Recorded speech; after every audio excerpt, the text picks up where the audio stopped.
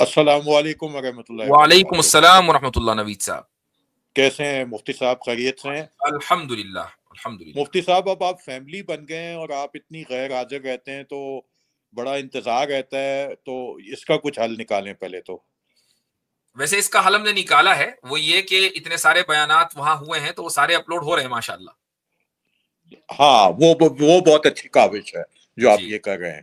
اچھا مفتی صاحب، میرا ایک سوال یہ ہے کہ جو ہم غلامی کے بارے میں چیزیں دیکھتے ہیں تو قرآن میں، جو میں نے جہاں تک تھوڑا سا اسٹڈی کیا ہے میری ناقص نالج کے مطابق، قرآن میں گردنیں چھڑانے کے بارے میں کہا گیا ہے، جی جبکہ اور اس کا اجر بھی کہا گیا ہے، لیکن کہیں بھی قرآن میں یہ نہیں کہا گیا کہ آج سے غلامی ختم کی جاتی ہے۔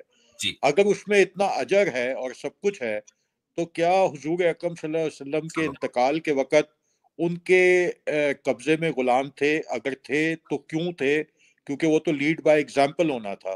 یہ ایک اشکال میرے کو آتا ہے، تو اس کے بارے میں کچھ فرمائیے۔ ایک تو یہ کہ غلام کو رکھنا یہ کوئی گناہ کا کام نہیں ہے اسلامی کے لیے۔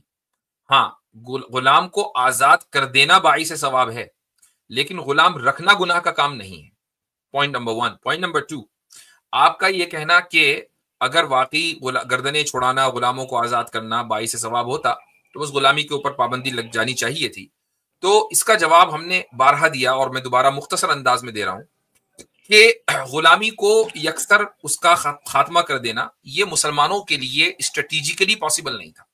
میرے الفاظ کو ذہن میں رکھیے گا، اسٹریٹجیکلی پاسبل نہیں تھا یہ۔ وہ اس طریقے سے کہ اگر ہم یہ کہہ دیتے کہ بھائی چلو اب غلامی ختم، اب ہم کسی کو جنگ میں بھی غلام نہیں بنا سکتے، تو جو ہمارے سولجرز تھے وہ غلام بنائے جاتے، لیکن دشمن کے سولجرز کبھی بھی غلام نہ بنتے، اور اس طریقے سے دشمن کا ہینڈ اپر ہوتا اور ہم اپر ہینڈ نہ رکھ پاتے۔ کم سے کم ایکول گراؤنڈ کے اوپر جنگیں لڑی جاتی ہیں، وہ ایکول گراؤنڈ نہ رہتا۔ تو اس لیے ضروری تھا کہ اس ونڈو کو باقی رکھا جائے۔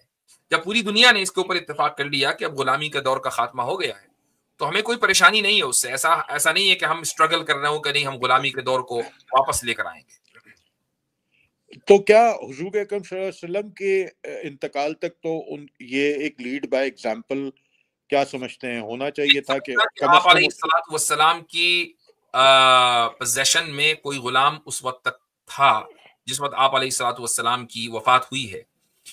جن چیزوں کے بارے میں ہمیں پتہ چلتا ہے کہ وہ آپ علیہ الصلوۃ والسلام کی ملکیت میں تھیں، تلوار ہے، زرہ ہے، باغات ہیں ایک دو جو خیبر میں تھے، جو آپ صلی اللہ علیہ وسلم نے اپنی ازواج کے لیے رکھے تھے کہ وہاں سے ان کو وظیفہ ملے گا، یعنی جانور سواری کے۔ لیکن غلام کا ذکر جہاں تک میری یادداشت ہے، مجھے میرے علم میں، ماریا قبطیہ کیا اس وقت تھیں ان کے پوزیشن میں؟ ماریا قبطیہ رضی اللہ عنہا کے تعلق سے جو ہم نے باقاعدہ تحقیق کے ذریعے جو اس میں پریزنٹیشن بھی دی تھی، وہ یہ تھی کہ ہم ان کو ام المؤمنین مانتے ہیں۔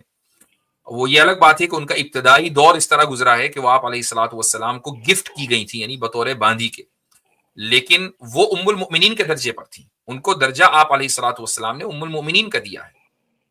اچھا، یعنی نکاح ہو گیا تھا ان کا ان کے ساتھ؟